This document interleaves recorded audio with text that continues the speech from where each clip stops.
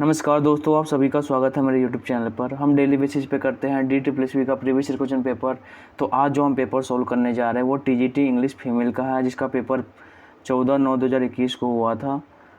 Third shift का paper है। तो चलिए स्टार्ट करते हैं। हम इस वीडियो में टीचिंग मेथोडोलॉजी के क्वेश्चन को देखेंगे, जो कि TGT में 10 मार्क्स के आते हैं और PGT में 20 मार्क्स के पूछे जाते हैं। तो चलिए स्टार्ट करते हैं, देखते हैं।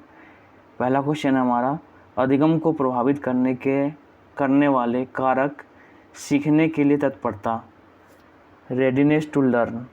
क्या है? सीखने के लिए तत्परता, रेडीनेस टू लर्न के संदर्भ में निम्नलिखित में से कौन सा संयोजन सही है? ठीक है, तो इसके बारे में पूछा गया। तो देखो, इसमें लिखा है कि कोई दौड़ में शामिल नहीं हो सकता यदि वह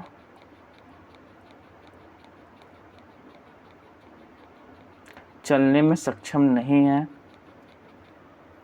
बौद्धिक कौशल के विकास और पृष्ठभूमि की जानकारी के अधिग्रहण से संबंधित तत्परता, यदि कोई संख्याओं से, दूसरा है हमारा, यदि कोई संख्याओं के योग नहीं जानता है तो कोई गुणा नहीं कर सकता।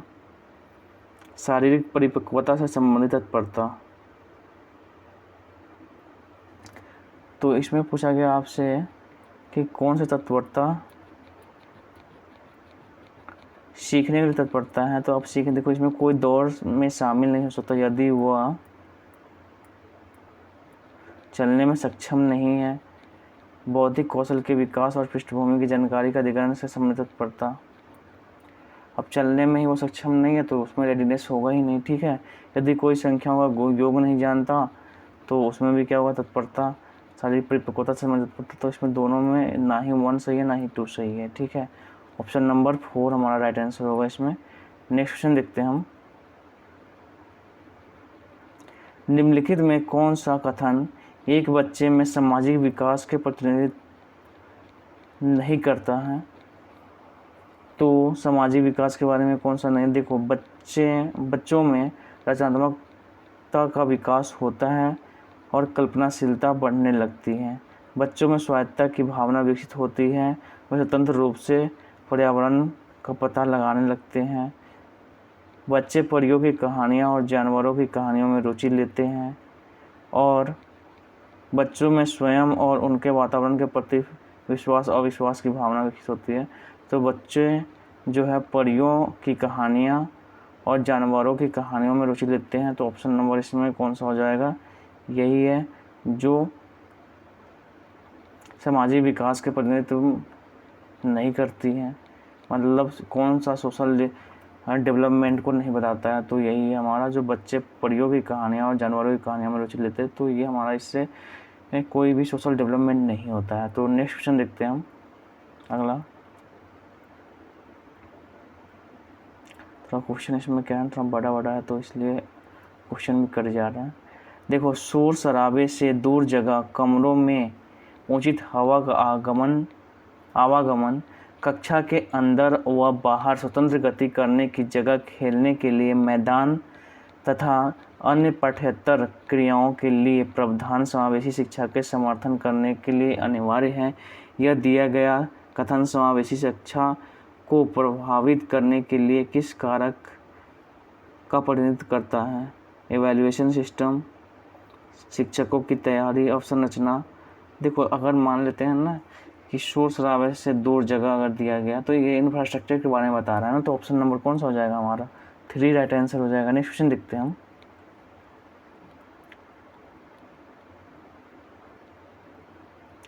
निम्नलिखित में कौन सा कथन लैंगिक भेदभाव को दर्शाता है?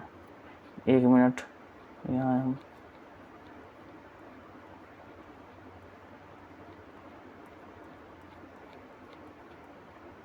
चलो ठीक है, देखते हैं हम। निम्नलिखित में कौन सा कथन जो है लैंगिक भेदभाव को दर्शाता है? तो अब इसमें देखो, एक परिवार में एक लड़की एक प्रोजेक्ट करने के लिए अपने दोस्त के घर जाना चाहती है। उसे या तो अनुमति नहीं है या शाम होने से पहले वापस आने के लिए कहा जाता है। तो ये तो लैंगिक असमानता है। ठीक है, अब देखो इसमें क्या है, दूसरा हम देखते हैं। लड़के तथा लड़कियों के लिए अलग अलग शौचालय की व्यवस्था करना, तो ये हमारा लैंगिक भेदभाव नहीं है। भाई शौचालय की व्यवस्था की जा रही है अलग अलग, तो इसमें तो लैंगिक भेदभाव तो रही है, ऐसा तो कुछ है नहीं इसमें, ठीक है। तो ऑप्शन नंबर इसमें कौन सा सही होगा, कौन सा इसमें पूछा गया है कौन सा लैंगिक भेदभाव को दर्शाता है, कौन सा दर्शा रहा है हमारा, केवल ओनली वन। तो ऑप्शन नंबर 1 राइट आंसर होगा। नेक्स्ट क्वेश्चन देखते हैं हम। अगला है, निम्नलिखित में से कौन सी सुनो और करो क्रियाओं का उपयोग हम अंग्रेजी पाठ शुरू करते समय कर सकते हैं। Which of the following, listen and doing, मतलब do activity, we can use when we start the English lessons. तो इसमें है पहला है हमारा वास्तविक निर्देश देना, शारीरिक रूप से चलते रहना, मूक अभिनय, माइम, कहानियाँ, चित्रकारी। तो कौन सा हो जाएगा, सभी होंगे इसमें, 1 2 3 4। तो ऑप्शन नंबर 4 राइट आंसर हो गया। नेक्स्ट क्वेश्चन देखते हैं हम। निम्नलिखित में कौन से भी कला कार्य हैं, फोटोग्राफी, मृत्तिका कला, धातु कला कार्य, तो सभी है इसमें। ऑप्शन नंबर 1 2 3 राइट आंसर होगा। नेक्स्ट क्वेश्चन देखते हैं हम। भाषा समुदाय के बारे में निम्नलिखित में कौन सा कथन सही है। स्पीच कम्युनिटी, तो देखते हैं, आगे आते हैं यहाँ पर। देखो भाषा समुदाय के बारे में, भाषा समुदाय भाषा और उसके उपयोग का एकमात्र महत्वपूर्ण हिस्सा है। यदि कोई समाज या भाषा समुदाय नहीं होता तो शब्दकोश और व्याकरण का कोई मूल्य नहीं होता। तो ऑप्शन दोनों सही है इसमें, ठीक है। 3 बोथ 1 और 2 राइट आंसर है हमारा। नेक्स्ट क्वेश्चन देखते हैं हम। निम्नलिखित में कौन सी आकलन रणनीतियाँ रचनावादी आकलन में शामिल है। रचनावादी मतलब कंस्ट्रक्टिविस्ट असेसमेंट में शामिल है। ओरल डिस्कशन है, माइंड मैपिंग भी है, प्री टेस्टिंग भी है। तो इसमें से कौन सा हो जाएगा, सभी हो जाएंगे, 1 2 3। ऑप्शन नंबर 2 राइट आंसर हमारा। नेक्स्ट क्वेश्चन देखते हैं हम। प्रत्येक आकलन कक्षा में शिक्षण के दौरान शिक्षक द्वारा सामना किए जाने वाले अधिगम के विशिष्ट मुद्दों को संबोधित करने के लिए किया जाता है। निम्नलिखित में से कौन से अधिगम के वह मुद्दे हो सकते हैं। Each and every assessment is done to address a specific issue of learning that a teacher faces while teaching in a classroom. Which of the following can be those issues of learning? इसमें से कौन सा, देखो यहाँ पर हम देखते हैं कक्षा 5 के स्तर पर मातृभाषा में वर्तनी की गलतियाँ, 2-3 अंकों की संख्याओं के युग में शामिल हासिल कर लेते हुए की गई गलतियाँ, पठन करने के गलत तरीका, विभिन्न प्रकार के फूलों के हिस्सों का गलत अवलोकन। प्रत्येक आकलन कक्षा में शिक्षण के दौरान शिक्षक द्वारा सामना किए जाने वाले अधिगम के विशिष्ट मुद्दों को संबोधित करने के लिए किया जाता है। निम्नलिखित में कौन सा अधिगम के वो मुद्दे हो सकते, तो सभी है इसमें से, ठीक है। ऑप्शन नंबर 1 2 3 4 2 राइट आंसर हमारा। नेक्स्ट क्वेश्चन देखते हैं हम। निम्नलिखित में कौन सी कक्षा की लेन देन की विधियों की श्रेणी है। तो लेन देन की विधि, transaction, method of classroom transaction, तो इसमें कौन सा instructional method, student centre method, दोनों हैं। ऑप्शन नंबर 3 राइट आंसर हमारा, बोथ। नेक्स्ट देखते हैं हम। अगला है टीजीटी कंप्यूटर साइंस, जिसका पेपर 1/8/2021 को हुआ था, सेकेंड शिफ्ट का पेपर है। तो चलिए इसमें देखते हैं हम। इसमें लिखा हुआ है डैश शिक्षक केंद्रित दृष्टिकोण की प्रमुख प्रक्रिया है। तो कौन सा, देखो हालांकि इसमें बोला जाता है जो टीचर सेंटर है उसमें मेमोराइजिंग, रिकॉल फ्रॉम मेमोरी, स्मृति से याद करना, ये सब है। तो ऑप्शन नंबर दोनों इसमें राइट आंसर हो जाएगा, बोथ 1 और 2। नेक्स्ट क्वेश्चन देखते हैं हम। निम्नलिखित में से कौन सा कथन सही नहीं है। इसमें पूछा गया सही नहीं है। देखो, बहुग्रेड और बहुस्तरीय स्थितियों के मामले में शिक्षण सामग्री शिक्षकों को कक्षा के प्रभावी प्रबंधन के लिए महत्वपूर्ण सहायता प्रदान करता है। बात तो सही है। अगर टीचिंग मटेरियल अगर आपके पास है तो जो टीचिंग होगी वो क्या होगी, इफेक्टिव होगी। बिल्कुल सही है, ठीक है। प्रभावी स्व शिक्षण के लिए शिक्षण सामग्री की आवश्यकता होती है, ये भी वही है। टीचिंग लर्निंग, अगर आप प्रभावी लर्निंग के लिए क्या टीचिंग जो मटेरियल की आवश्यकता ज़रूरत होती है, तो दोनों सही है। लेकिन इसमें पूछा गया कि कौन सा इसमें सही नहीं है, तो दोनों सही है, तो इसमें दोनों सही नहीं होगा, ठीक है। तो इसमें से पूछा गया सही नहीं है लेकिन दोनों सही है, तो ऑप्शन नंबर कौन सा होगा, नाइदर नॉर, ठीक है, ना ही 1 और ना ही 2। ऑप्शन नंबर 4 राइट आंसर है हमारा। नेक्स्ट क्वेश्चन देखते हैं हम। अगला क्वेश्चन है हमारा, एक शिक्षक के रूप में आपको यह महसूस करना होगा कि सीखने के मूल्यांकन की पूरी जिम्मेदारी और इसके अनुवर्ती आपके साथ निहित है। निम्नलिखित में से क्या है उन पहलुओं को आपके ध्यान की आवश्यकता है। आपको अब इसमें देखते हैं हम, आपको पर्याप्त सबूत एकत्र करना होगा जिस पर आप अपने निर्णयों को आधार बनाते हैं। आपको कार्य असाइनमेंट को पूरा करने में कुछ छात्रों द्वारा आप सामना की जाने वाली चुनौतियों के प्रति संवेदनशील होने की आवश्यकता है। तो इसमें दोनों सही होगा आपका, बोथ। नेक्स्ट क्वेश्चन देखते हैं हम। डैश मूल्यांकन का, देखो इससे हमें समझ में आ रहा है ना कि ज़्यादा करके क्या है ना कि ये अगर दोनों बोथ वाला आ रहा है तो उसमें दोनों सही आ रहा है। हालांकि हर बार ऐसा नहीं होता, ठीक है। तो आप देख कर करेंगे, पढ़ कर लगाएंगे। देखो इसमें है डैश मूल्यांकन का प्रकार है, तो फॉर्मेटिव एंड समेटिव। तो ये तो सभी को पता है कि जो असेसमेंट के जो टाइप्स हैं कौन कौन से हैं, फॉर्मेटिव असेसमेंट और समेटिव असेसमेंट। फॉर्मेटिव क्या होता है, जब हम बीच में टेस्ट लेते रहते हैं, कभी कभी बच्चों को पढ़ा दिए, फिर टेस्ट ले लिए, फिर पढ़ाए, फिर टेस्ट ले लिए, तो फॉर्मेटिव हो गया। समेटिव जब फाइनल टेस्ट जब ग्रेडिंग के लिए लिया जाता है, मार्क्स देने के लिए, जिससे हमारा फाइनल मार्कशीट बनता है, वो समेटिव असेसमेंट होता है। तो ऑप्शन नंबर इसमें कौन सा हो गया, both. Option number 3 right answer है। नेक्स्ट क्वेश्चन देखते हैं हम। हिंदी में हर संज्ञा के सिद्धांत में कितने रूप हो सकते हैं। हर संज्ञा के सिद्धांत में कितने रूप हो सकते हैं, इसका जो होगा, हिंदी में हर संज्ञा के सिद्धांत में कितने रूप हो सकते हैं, 6 या 8।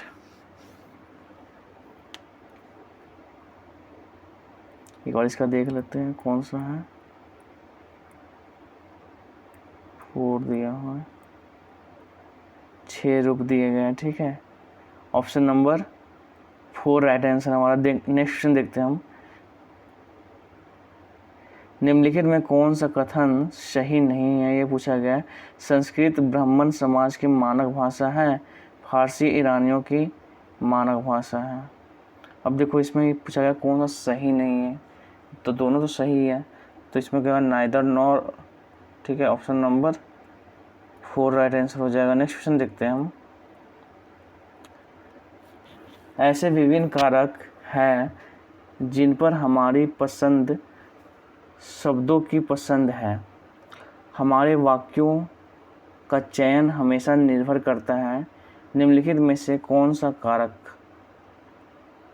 है कारक। अब देखो इसमें लिखा है संदर्भ, वो स्थान जहाँ हम बोलते हैं, विषय, सभी इसमें होंगे। ऑप्शन नंबर 1 राइट आंसर है हमारा। नेक्स्ट क्वेश्चन देखते हैं हम।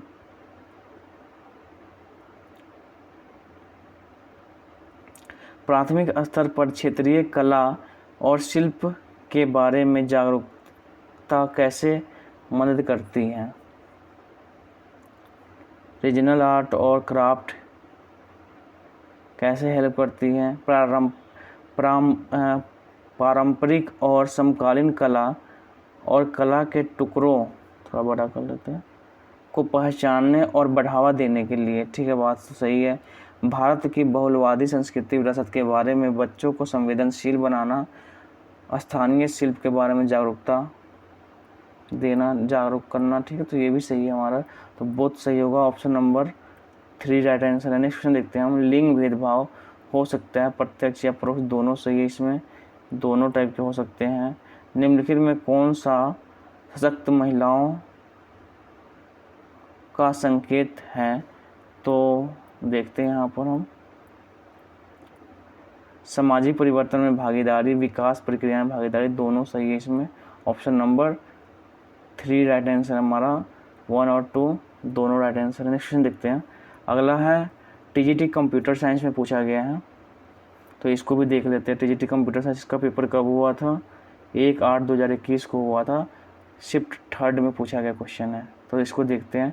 निम्नलिखित में कौन सा शिक्षण अधिगम के शिक्षक केंद्रित उपागम के अभिलक्षण है, तो कौन सा ऐसा मतलब कैरेक्टरिस्टिक्स के बारे में पूछा गया जो टीचर सेंटर के बारे में बताया गया, टीचर सेंटर अप्रोच। तो इसमें क्या है, पहला हमारा अभिप्रेरणा के तरीके जैसे तारीफ करना, इनाम तथा और सजा आदि समान रूप से शिक्षकों द्वारा उपयोग किया जाता है, तो टीचर सेंटर में तो ऐसा होता है, ठीक है। शिक्षक के द्वारा अनिर्देशित या पढ़ाई गई चीज़ों के पुनरुत्पाद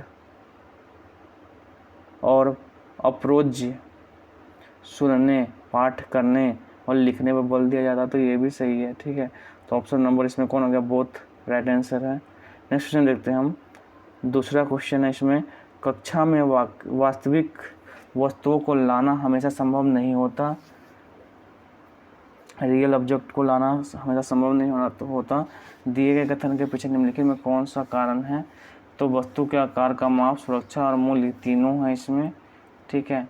क्योंकि कभी कभी जो रियल ऑब्जेक्ट होता है उसे हम ला नहीं सकते। कैसे नहीं ला सकते? या तो उसकी सुरक्षा नहीं हो पाती है, या तो उसका आकार बहुत बड़ा होता है, या उसकी कोई कॉस्ट ज़्यादा होती है, तो ऐसा हम रियल ऑब्जेक्ट के बारे में बोल सकते हैं। तो ऐसा हम क्या करते हैं, जैसे अर्थ की बात करते हैं, अगर हमें क्लास में अर्थ को दिखाना है तो अर्थ हम ला सकते हैं? नहीं ला सकते, तो उसका मॉडल ही दिखाएंगे ना, तो रियल ऑब्जेक्ट तो ला नहीं सकते, ठीक है। तो ऐसा ही इसमें बताया गया है। तो ऑप्शन नंबर 1, 2, 1 इसमें राइट आंसर होगा। नेक्स्ट क्वेश्चन देखते हैं हम। यदि आप कक्षा 6 में भारत के विभिन्न राज्यों के बारे में पढ़ाने की योजना बना रहे हैं, तो आपको यह जानने की आवश्यकता है कि बच्चों को एटलस की भली भांति उपयोग करना आता है या नहीं। यह दिया गया कथन सीखने के लिए मूल्यांकन के निम्नलिखित में से किस के लिए संदर्भित करता है? तो असेसमेंट फॉर लर्निंग, तो लर्निंग के लिए मतलब असेसमेंट करना, तो उसे क्या बोलते हैं हम? फॉर्मेटिव असेसमेंट, बात तो बिल्कुल सही है। डायग्नोस्टिक असेसमेंट, तो डायग्नोस्टिक असेसमेंट भी हो सकता है, ठीक है, क्योंकि हम डायग्नोस के लिए उसे क्या करते हैं, टेस्ट लेते हैं। तो ऑप्शन नंबर इसमें कौन सा हो जाएगा? बोथ। नेक्स्ट क्वेश्चन देखते हैं हम। सीखने के लिए मूल्यांकन में लिखित प्रतिक्रिया देते समय निम्नलिखित में से किस बिंदुओं को ध्यान रखने की आवश्यकता है? तो असेसमेंट फॉर लर्निंग की बात की गई इसमें। तो सीधे त्रुटियों के लिए कूदे, पहले प्रशंसा करें, डोंट जंप त्रुटियों के लिए, straight for error to error, पहले क्या करें, प्रशंसा करें। तो असेसमेंट फॉर लर्निंग इसमें कह सकते हैं छात्रों को सुधार करने के लिए प्रोत्साहित करें, केवल सही और उत्तर वर्तनी आदि न लिखें, तो ये भी सही है हमारा। तो ऑप्शन नंबर 3 राइट आंसर इसमें। नेक्स्ट क्वेश्चन देखते हैं। भाषा सीखने का पहला कदम क्या है? तो भाषा सीखने का पहला कदम तो हमारा क्या है? सुनना फिर बोलना, ठीक है।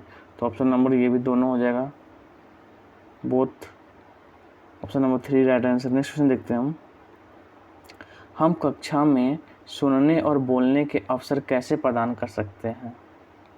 कैसे प्रदान करेंगे, आइए यहाँ देखते हैं हम। कविता सुनना और गाना, चित्रों के माध्यम से चर्चा, तो ये दोनों हैं right answer. Option number 3 right answer. Next question देखते हैं हम। एक भाषाई गतिविधि के रूप में नाटक का उपयोग करने के लिए निम्नलिखित में से किस विशेषताओं को शामिल करने की आवश्यकता है? In order to use drama as a linguistic activity which of the following characteristics needs to be included? Freedom, enjoyment, दोनों इसमें राइट आंसर होगा। ठीक है, बच्चों को फ्रीडम भी दिया जाए और एन्जॉयमेंट भी कर सके बच्चे। ठीक है, तो और उसकी भाषा भी वो सीख सके जाएंगे। ठीक है, जो लोग दृश्य छवियों के साथ काम करते हैं उनमें शामिल है चित्रकार और शिल्पकार, दोनों सही है। ठीक है, दोनों पेंटर और स्कल्पचर। तो ऑप्शन नंबर कौन सा होगा? 3 राइट आंसर होगा। नेक्स्ट क्वेश्चन देखते हैं हम। निम्नलिखित में से कौन सा कथन सही नहीं है, ये पूछा गया है। लिंग एक सामाजिक सांस्कृतिक निर्माण है, तो जेंडर की बात की गई है। इंग्लिश का इसमें देखेंगे हम। ठीक है, हिंदी में इतना समझ में नहीं आता। तो gender is a social cultural construct, बिल्कुल सही है। सेक्स इज सिस्टमिक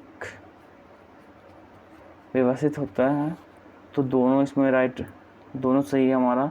जो जेंडर होता है वो सोशल कंस्ट्रक्ट है, जबकि सेक्स क्या बायोलॉजिकल है हमारा। ठीक है, तो ऑप्शन नंबर इसमें कौन सा हो गया? बोथ राइट आंसर हमारा। नेक्स्ट क्वेश्चन देखते हैं हम। निम्नलिखित में से कौन सा कस्तूरबा गांधी बालिका विद्यालय की विशेष विशेषता है? तो इसमें कौन सा है? सीखने के लिए एक मुक्त वातावरण बनाने के लिए आवासीय सुविधाएं प्रदान करना, जीवन कौशल प्रशिक्षण प्रदान करना, धीमी गति से सीखने वाले के लिए अतिरिक्त कोचिंग प्रदान करना। तो ये तीनों हो जाएगा इसमें हमारा ऑप्शन नंबर 10 का कौन सा हो जाएगा? 1 राइट आंसर है तीनों। तो 30 आपके क्वेश्चन कंप्लीट हो गए हैं। अगला हम देख लेते हैं, ये है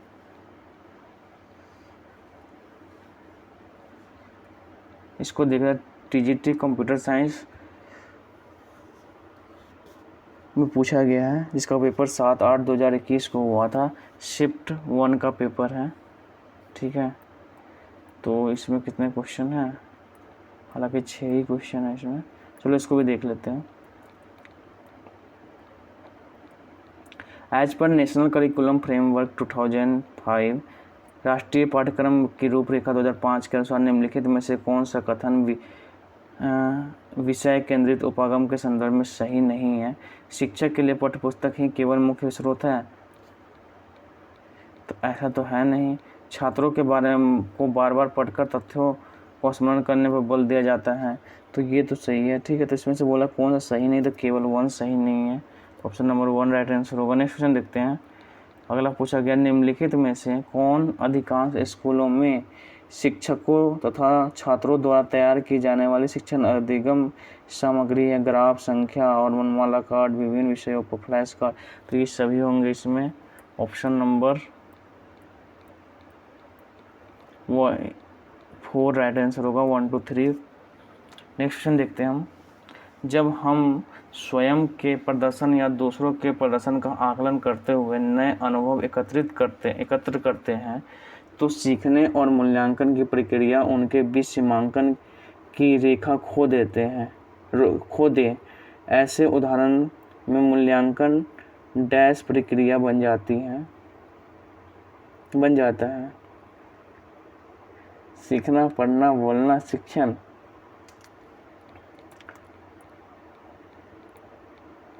जब हम अपने स्वयं के प्रदर्शन या दूसरों के प्रदर्शन का आकलन करते हुए नए अनुभव एकत्रित करते हैं, तो सीखने और मूल्यांकन की उनके बीच सीमांकन की रेखा खो दें।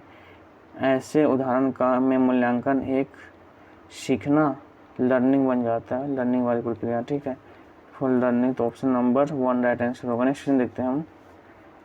सीखने के मूल्यांकन के लिए अन्य दृष्टिकोण के विपरीत सीखने के रूप में मूल्यांकन पूरी तरह से नियंत्रित है, तो इसमें कौन सा हो जाएगा? विद्यार्थी अध्यापक दोनों। नेक्स्ट क्वेश्चन देखते हैं हम। निम्नलिखित में से कौन सा पाठ योजना का एक घटक है? क्या पढ़ाना है, किसको पढ़ाना है, कैसे पढ़ाना है?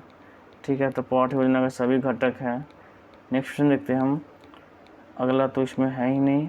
ठीक है, तो अब जो क्वेश्चन बच गए वो हम अगले वीडियो में करेंगे। इस वीडियो में इतना ही। अगर वीडियो आपको अच्छा लगा तो लाइक करिए, सब्सक्राइब करिए, शेयर करिए। मिलते हैं नेक्स्ट वीडियो में। जय हिंद, जय भारत।